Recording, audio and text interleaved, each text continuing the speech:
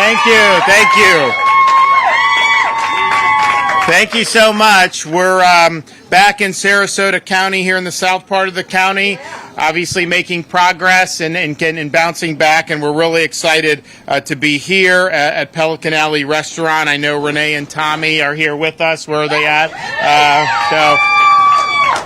And they're back open. You had a situation where you had a Category 4, almost Category 5 storm come through this area Wednesday afternoon, Wednesday evening. They had power on back 2 days ago, and now they're open for business. How many other places in this country would that happen? So I'm joined here with our Florida Division of Emergency Management Director, Kevin Guthrie. He's not been sleeping very much, and, he's got more work to do, so that's just going to be the way it's going to be. DEP Secretary Sean Hamilton, Dane Eagle, Department of Economic Opportunity, is also here with us, and he's been really working hard to help people bounce back, businesses and individuals, and we're utilizing all the tools at our disposal to be able to do it. We have had, since the storm went through, about 2,500 rescue missions, particularly on some of these really hard-hit barrier islands, but also some of the places more inland that had massive rainfall and massive flooding. And you've seen that, of course, in southern Sarasota County, but it really goes all through the state in the heartland and then kind of the I-4 part. Really historic amount of water, and we're still seeing some of that in other parts of those parts of the state as well, with rivers cresting and whatnot. So it's required a major effort, and we've had more urban search and rescue teams in Florida since the storm than at any time in our country's history since 9/11. So this is a huge effort. Coast Guard, urban search and rescue teams, local law enforcement, state law enforcement like Florida Fish and Wildlife, being on the boats and all the stuff they've done. We really appreciate it. There have been over 90,000 structures that have been checked, mostly in the very hard-hit areas, searching for survivors. Because of the pre-planning on this hurricane, with 42,000 utility workers stationed in the state of Florida prior to landfall, which has never been done at that scale, we've been able to now restore all but 1.86% of the state of Florida has power. Sarasota's down 8%, and Sarasota are without, but FPL's been making a lot of progress in the southern part of the state, or southern part of the county, so I think you're going to see more there. So basically, as of 12 o'clock, it was about 200,000 people out of a massive state, basically a week. I mean, the storm left Florida Thursday evening of last week, and so here we are here, and I can tell you, people that have been in Florida for a long time, I mean, there have been other hurricanes where people were without for weeks and weeks, even if you didn't have damage to your house, if you just happen to be in the wrong spot. So we're getting to the point now where there is more to be done, of course, in Lee County in particular. FPL, I think, is almost totally restored in Lee County. Some of the areas they have, like Fort Myers Beach, is going to require a rebuild, and it's going to require maybe the homes to have something happen because they may not be able to take power. So they've gotten most of what they can get done, almost all what they get done. The electric cooperative in Lee County, we brought in, I told Kevin, I said, we got all these great linemen in the state. They're finishing all these other areas. Don't send them back to Texas or Alabama. Send them to Southwest Florida. So they've been coming down. They're helping now get it done. And so you've seen, because we've had parts like in Lee County, you had Cape Coral, Dane Eagles from there. I mean, you had tens of thousands of households without power. I mean, maybe 70, 80,000 at the height. And I went down there the other day. We announced that there's 1,000 additional electrical co-op workers that are surging in. And then Duke Electric, they're putting in like 3,000 to help this Lee County Electrical Co-op. So there's more linemen now in those parts of Lee County than probably anywhere per capita in the country right now, and that's important because we want to get everyone up. So hopefully we'll see more progress there. You do have parts of the state, Sanibel, Pine Island to a lesser extent, but still significant, and then Fort Myers Beach, where you had a really significant downing of power lines. I was on Sanibel in person yesterday, and you'd have concrete utility poles just snapped in half, strewn all over the street. So that's going to require a lot more effort. So what we did with Pine Island is the bridge that was going from the mainland to Pine Island was washed out by the storm, one of the road there. So they were talking about evacuating everyone off the island, all this stuff, and that was not going to fly. The folks didn't want it. They wanted to be in their homes, and so they asked me for support that if we could get the bridge back. And so we said we would do it. We did an emergency contract, and we did it in 3 days. So now it's open, and they're doing it more.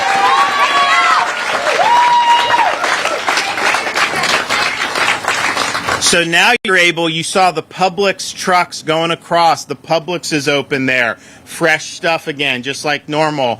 Now you're going to see more power crews be able to just go in there. We have taken via Chinook helicopter utility workers onto Sanibel, and they are looking. But I mean, that is going to require a massive effort. So Kevin Guthrie and I are talking about what would they need to get all the equipment that they need to get that power back on Sanibel. We may do something temporarily that's using generators in the meantime, but you're probably going to need almost like an amphibious landing craft like the Marines use to load up like dozens of utility trucks, bring it to the shore, and then let them go do their thing. So we're working on ways to do that. We may be asking the federal government for help with that. But my view is we are doing, just like we did with Pine Island, I've authorized repairs to the Sanibel Causeway. So you have it was severed in 3 places, and there's no way to get to the island without having the causeway. So I don't want to have it out for a year by doing a new bridge or something. So we're going to do something like we did with Pine Island. It's going to take a little bit longer because it's a more significant effort. But in the meantime, we want people working on the island right now, debris removal, electrical, and continue working up until that bridge, the temporary repairs are done. I don't want to do nothing for 3 weeks or however long it's going to take and then say, okay, now you can start going. So we're working on ways to get more people there right now, but they're already there, and it's something that's good to see. Some of the damage when you're on the ground is more extensive than if you just fly over in a helicopter. You see massive debris, particularly on Sanibel. There's a lot of vegetation there, and I mean the power lines are just everywhere. So this is going to take a lot of TLC. But my view is we got to have all hands on deck. We got to get all these communities moving forward. You can't, if you just let it toil, then that's how they end up maybe never coming back. So I think there is a sense of urgency on it, and we're working across the board with all those. We had problems in Lee County with the water. They weren't getting water going into the homes, and so I told Kevin, I said we gotta help out here. So they got one of the best engineering firms in the country, people from MIT down there. They've restored the water, so everybody has water now for the county, and they're working on getting that water pressure up. They're going to be doing that, so we should be in really good shape there. And to have power and water, you can fix kind of your home a lot easier if you have those two things. If you don't have that, it makes it more difficult, and especially the water, because it's just basic hygiene. So we're happy to see that moving ahead of schedule. We also are happy because of the swift power restoration. FDOT has cleared 5,000 miles of roadway. We've been able to basically bring businesses back at a record level. I remember I was in Cape Coral the Friday after the storm had left, Wednesday night. Friday morning, Publix was open in Cape Coral. I go down to Fort Myers, and we're actually at the point, because all the stores bounced back so quickly, we set up these pods, points of distribution, where you could drive in, they'll give you water, give you food, tarp, whatever supplies, and people appreciated that. But we're now in a situation, because all this has come back quick, that counties like Sarasota are saying, no, we don't need the pods. Take that to people that may need it. So Sarasota asked us to close. We have all the pods in Sarasota closed now? Yes, sir, I believe so. Yeah, so that's, and it's fine. I mean, with the counties, they know what they need. So that's a good sign. I mean, you think about it, normally in these disasters, it takes a week to even get the pods set up. we had it set up, 36 hours after it left the state. And that's it. So now we're in such a county saying, hey, thanks, we got what we need. But the stores being open, I think, has been huge. And so here at Pelican Alley, they're back and they're ready to go. And I know a lot of people are excited to be able to go. They're going to host a concert on the stage back here for the first time since Ian hit. And that's going to help provide a great sense of normalcy to the community. People want to be out and about and get back to their daily lives. And so they're able to do it, and we appreciate them hosting this and others that are doing other stuff. I mean, I know that Collier County, they're back in school today with their Collier County schools. They're going to do football Friday night and all that, and that's fantastic. I know we're working with Charlotte and Lee to make sure they're back, and Sarasota. We need to get the kids back in school. If there's damage to a school and you need another classroom or two, we have the ability to do temporary pods where they can go in, and so you can keep kids in school, because there were very few schools that were totally destroyed. There were some in Lee County. Most of it, maybe there's a roof here or there. We can repair that, but in the meantime, let's get the kids back. So Kevin is working, Manny Diaz, Department of Education, all working to make sure that folks are able to get their kids back. And I tell you, talking with some of the families displaced, the kids, they really want their kids back in school. I mean, they're in a shelter, the kids are there all day. Getting them back in school is like a huge thing for the parents too, particularly those that have been the hardest hit. So we're working hard. We'll provide whatever support we need, but we understand that that's something that's very, very significant. We were very pleased to see the outpouring of support that we've had from private organizations. So I was just in Charlotte County. There's a group called Team Rubicon. They're a disaster relief organization, and they utilize their workforce as basically veterans, and they descend on areas in the aftermath of natural disasters like this. So we had a Vietnam veteran whose home had a lot of debris, had some problems with the electrical hookup. So we had an electrician there helping out with the power, Team Rubicon clearing all this debris. And this guy's back on his feet. And so they're doing that in communities all throughout Southwest Florida. So I want to thank them and all the other groups who are working so hard. I've met people from almost every state. I mean, it's amazing to see, being like a rural county like Hardee County, and I'll see firefighters from Oregon in Hardee County, in the heartland of Florida. And you think that's incredible. So many people from other counties have come, other states have come to help, and it's made a really big difference.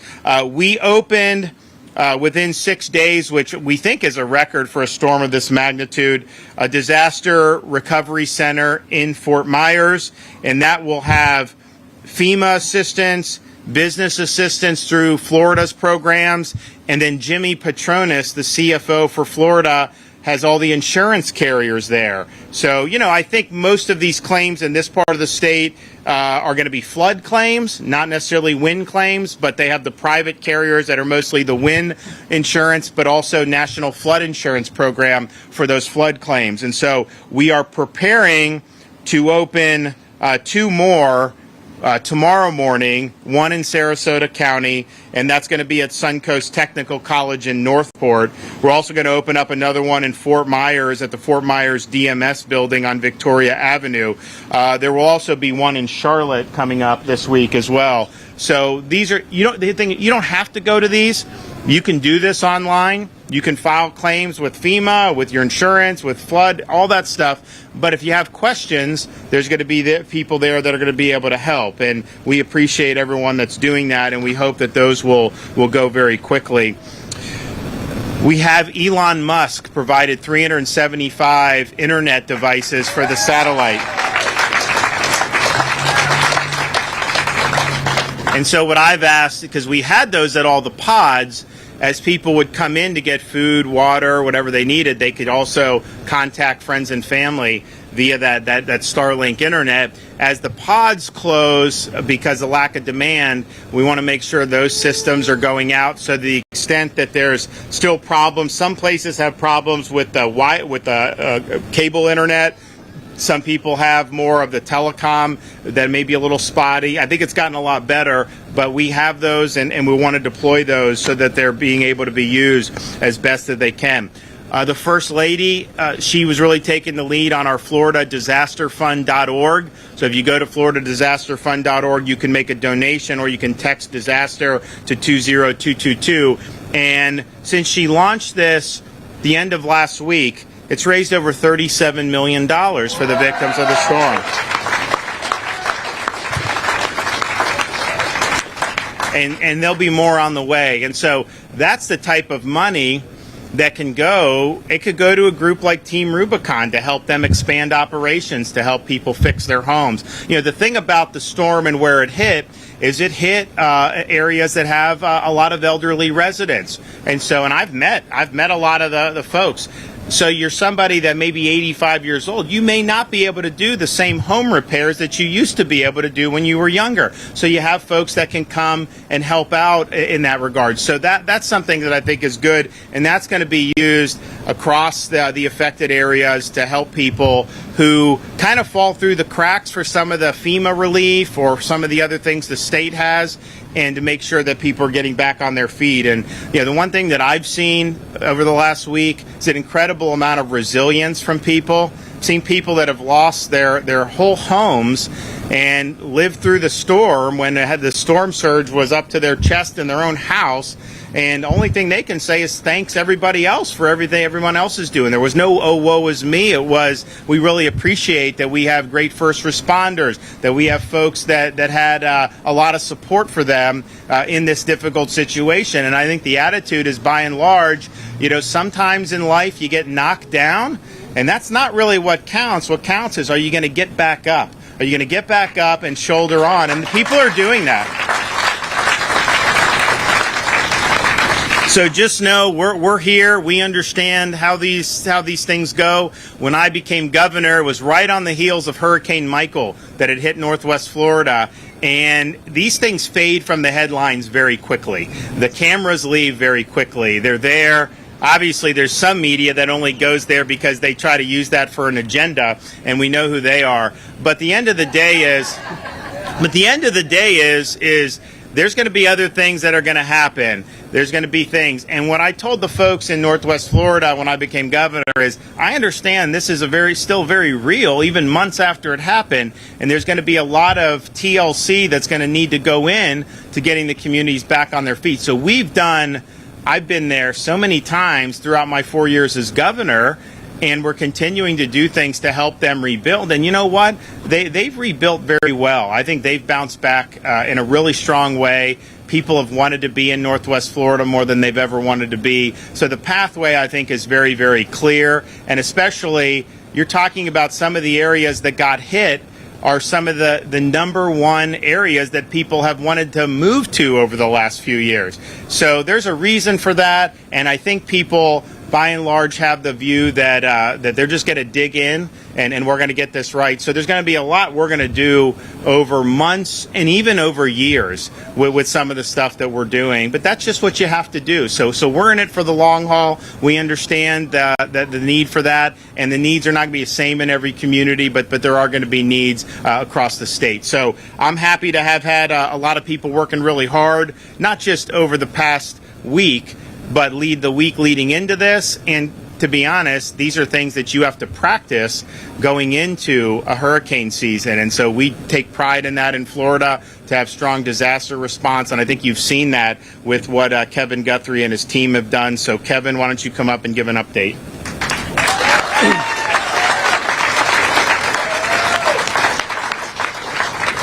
Thank you, Governor, and thank you to the two secretaries beside me.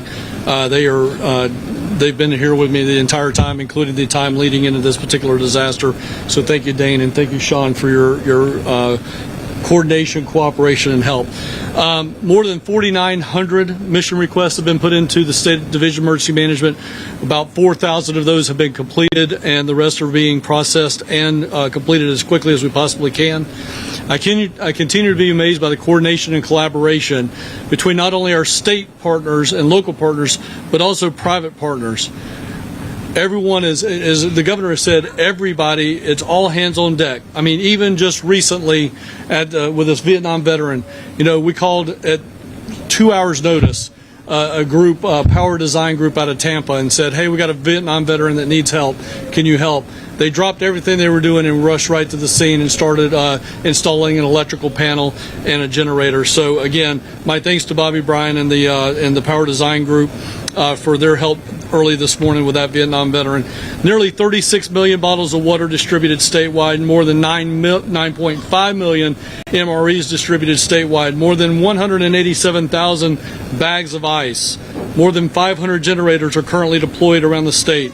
Working with our contractor and the U.S. Army Corps on infrastructure assessments of water treatment plants and wastewater. As the governor has already said, I am ecstatic to say I put a benchmark out there. I said 50% in 72 hours, 5 days 75%, and 7 days 100% water restoration in Lee County. But that's not the good point here. The good point is, in 48 hours, they had 100% of their system receiving some type of water. They continue to work on that issue. The next issue for both myself and the Secretary Hamilton is wastewater. Good water going in, we got to work on the wastewater coming out. So we have hundreds of pumps deployed on lift stations, trying to help make sure that the water that goes in, that turns into dark water coming out, we can take care of. So really, again, want to appreciate, I appreciate Sean's help on that, getting that done. 11 fuel depots for first responders, 2 fuel depots in Arcadia and Dunbar, with 1.4 million gallons of fuel dispensed, more than 240,000 IA registrations to date, with over $70 million passed out. How do you apply for that individual assistance, you might ask? Let me tell you. First of all, homeowners and renters with insurance, you have insurance, you're still encouraged to apply and let us know what your unmet needs are. Go to the Disaster Recovery Center is the first way to do that. Go to a mobile registration intake center, another way to do that. If you have internet, then you just go simply to disasterassistance.gov. Disasterassistance.gov. You can download the FEMA app. If you have no internet, but you have a phone, then call 1-800-621-3362. Again, that's 1-800-621-3362. Do not give up on that. There are a lot of long wait times there, but continue to call. Do not give up. The DRCs. I think one of the things that we need to point out for the DRCs is if you lost your license, you lost your birth certificate, a record of death, something along those lines, you're a veteran, you're elder, you're a part of the disabled community, the elder affairs community, we have state agencies there on site to help you with programs. That's a really good use of that DRC and our multi-agency resource centers that are there. FEMA, again, has, over 278,000 people registered as of right now. I'll start to wind down by talking about in Charlotte, Sarasota, Lee, and Collier counties. Again, those are the Gulf Coast communities that are impacted from Sarasota all the way down to Collier. The U.S. Army Corps' blue roof has been turned on for you. If you need some type of assistance with your roof, you can call the following number: 1-888-766-3258. That's 1-888-766-3258. And have or make application to the U.S. Army Corps to have a contractor come to your house and install that roof for free. For free. If somebody comes to your house and they say, I'm here with the U.S. Army Corps to install a roof on your house, I need $500, I need anything more than 1 penny, you tell them to pack sand, turn around, and leave, okay? It is free. Do not fall into that. Lastly, I just want to, again, I appreciate the governor. I appreciate his leadership. He has been with us the entire time, giving us direction, telling us what his intent is. We've been executing on that intent, and I really, really appreciate all of his leadership as we've continued to respond to this disaster. Thank you, Governor. Okay.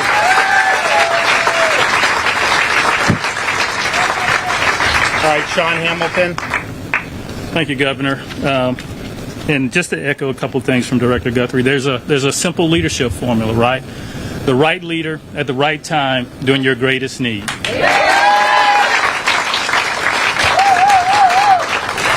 You mess any one of those up, that's a different conversation, right? So thank you, Governor, for your leadership. I also would like to thank Director Guthrie. He's redefined what it means to quote unquote lean forward. And now whenever I'm asked that how fast I want something, there's normal, there's fast, and there's Guthrie. And so whenever somebody, that's the word I'm using. So thank you, sir, for your leadership. And I know I speak on behalf of all of the secretaries and the other agencies and the many public servants that are not here today, that we stand beside you and we will be here. This is our community as well, and you are our family, and we will not stop until we know we are made whole. So again, you can count on us being here shoulder to shoulder.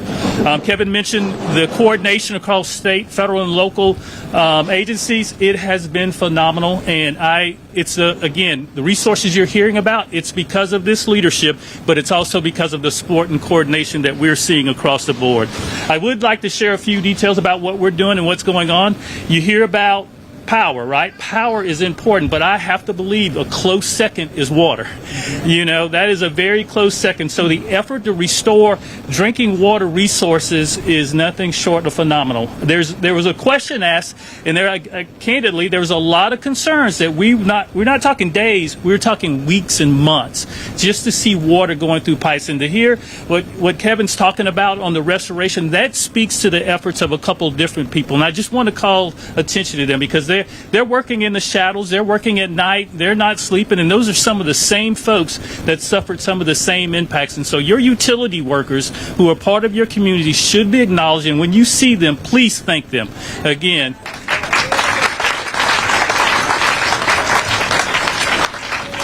so with that in mind, if you think about the utility workers, so there's another set, and the governor will probably kill me for bringing this term up. There's a set of Navy SEALs in the utility world that are out there working in the shadows to make this happen. These are your neighbors in your other counties who will call on you at their need, and so there is no way you're going to stop them from being here to support you as well. We have mutual aid agencies like Flora Warren and others from Mississippi and Alabama who are fighting to get here to support and be a part of this restoration. And just by the numbers, 15 counties have lended support just in this area alone. They've sent their utility workers, they sent them with everything they need except a bed, and the bed's on them, right? They're sending these guys with mattresses and cots to get the job done. They're bringing the supplies, they're bringing the gas, they're bringing the fuel, they're bringing everything it needs to try to get these systems back online as fast as possible, because candidly, when you're out water, we're not talking about weeks or whatever, days matter. And so again, I want to acknowledge the 100+ folks who are in the area right now providing that support and all the great work they're doing. So as a result of these efforts, you heard Kevin, Lee, Charlotte, and Sarasota counties, a majority of their customers have been supplied drinking water. And again, that is amazing when you think about the nature of this storm and what's been going on. So what the department's role will continue to work to make sure that we provide all of the resources to help them sample, to help them test, so we can get rid of that boil water notice, right? And then you can take full advantage of the resources. So we've got mobile labs placed strategically. We got staff ready to do runs, whatever it takes. Our agency stands by ready to assist to make sure we can recover as quick as possible. And then the debris side of this, you heard the governor talk about it, you heard Kevin talk about it. The debris from this storm will be historic in nature, just like the storm. And we're providing the assistance with your counties and your local governments to make sure they've got the resources, the technical assistance, to make sure we can get that stuff out of the neighborhood safe, efficiently, as effective as possible, so that recovery can start. So again, that is a concerted effort. Now, when you think about the nature of this storm and being coastal communities, the vessel damage and the vessel destruction will also be unparalleled. And so again, we're providing the resources, the technical guidance to make sure that that recovery keeps on par with all of the other recoveries you've had thus far. And then just in closing, we stand here. There's a lot of long-term stuff, right? We're going to be monitoring water quality to make sure our natural resources are accounted for. We're going to do everything we can to make sure the big picture is also accounted for in this recovery. And again, Governor, thank you for your leadership, and thank you for everything you're doing for our state. Dean? Thank you all for gathering today. Really want to thank the governor for his leadership and of course, Kevin Guthrie and Secretary Harrison and everybody for just coming together. This has been an unprecedented event. I'm from Southwest Florida, Cape Coral specifically, family there. I've got a sister in Sarasota. So I felt this with all of you, but I have so much faith and hope in knowing that the response behind this has been monumental and it's not going to end. You're not going to be forgotten. As the governor said, the cameras may leave, but we're going to be here helping.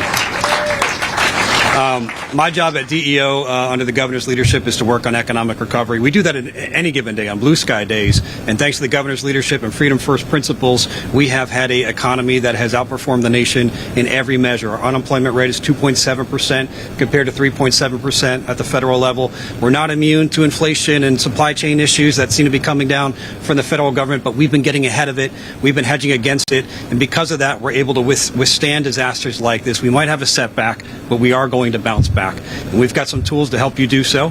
Thanks to the governor, we put out some emergency bridge loans, and that is 0% interest, short-term loans to help businesses get back on their feet. Now, I know there's businesses like this that may have had a lapse in income. There's businesses on Fort Myers Beach that no longer exist, and we want to stand by them and make sure that they can get back up and running, sometime in the short term, some in the long term, but there's other things we can do to help. So please go to floridadisaster.biz, floridadisaster.biz to learn more about those bridge loans. And if you can't get to the internet, we've got the disaster recovery centers. One's in Lee County now. We're going to have one in Sarasota County, as the governor mentioned, Charlotte County, Collier County. We're going to be on the ground helping. Disaster unemployment assistance. That has been stood up again thanks to the governor. We've cut the red tape. You don't have to do the work search registration. There's work available, so please search, but you don't have to register that because we know you're in a time of hard sake. So we've cut some of that red tape. But there is work available. Disaster unemployment assistance is temporary. Please use that if you need it, but let us help you find a job. Career Source is standing by. There are a lot of opportunities. Kevin and I were talking. There are going to be a lot of vendors on the ground for the foreseeable future helping with cleanup efforts, helping to do certain things to help communities get back on their feet, and they need people to help. So let us connect you with them. We can do so at these disaster recovery centers. You can do so by contacting DEO and Career Source. And also, if you want to self-report, we encourage people to do so. We have a business damage assessment survey. So far, we've had about 2,000 businesses report about $300 million in damage. That's significant, and it's probably more than that, but that's what we self-reported so far. Please let us know so we can dig in deeper and see what we can do to help, because we're not going anywhere. We know that you need our assistance. Government can't do everything for you. We know that. We need you to take the first step. We're going to be standing by you and making sure that you get back on your feet, and that's thanks to the governor's quick leadership. So thanks for the opportunity. I'm also glad that effective Saturday, we instituted our gas tax holiday in the state of Florida. And so we now basically, you don't pay the state portion, so 25 cents off every gallon. And if you look at our prices, if you look at the prices in Florida, since that's gone into effect and been internalized in the market, we have the 5th lowest gas prices in the country right now. So, and I actually saw it in different places I was driving. I don't know where, so I don't want to send a crowd, but I mean, I actually saw it at $2.99. I have not seen gas under $3 in a long time. Certainly, I don't think since January 20th of a year and a half ago. So that's just the nature of it. So we're glad that that was in effect. We think that that will help people save money over the course of this holiday. And, of course, we're going to do a lot more. We have a lot of other tax relief that's been in effect as well. We no tax on diapers and baby items for the for the young families, which is really, really good. I've also have a proposal for next year. We want to make all of the baby items, including cribs and strollers, have no sales tax permanently. That's what we're looking to do. We're also going to do, we think, for a year, no sales tax on any household item under $25. So you think about the things you buy, that'll really add up over the course of a year. We're also doing, and not every place has the same amount of toll roads throughout the state, but for commuters it can hit them. So we're going to slash the tolls by 50%, and that'll save people potentially hundreds of dollars. Some in South Florida, probably $1,000, $1,500 a year with how much those tolls are. So just all thinking about ways ways that we can help lessen the burden when you're in a period of really sustained and runaway inflation. You want to be able to help people with those burdens. And so we've done that, and I think the gas tax is a good thing. And, you see what OPEC is doing. Unfortunately, I think that this is likely to go up between now and the end of the year and into next year. I mean, that's just what I would bet. I hope that's not the case, but I think that there's a lot of ominous signs on the horizon with that. Okay, well, we're happy. We're in the fight. We'll be back to Southern Sarasota in particular. We're going to continue to work with our residents to get everybody back on their feet, and let's charge ahead. But the spirit has been fantastic, and I think the way people have worked together has really been exemplary. So just as governor of the state, I just want to thank Floridians for how they've responded. God bless you all.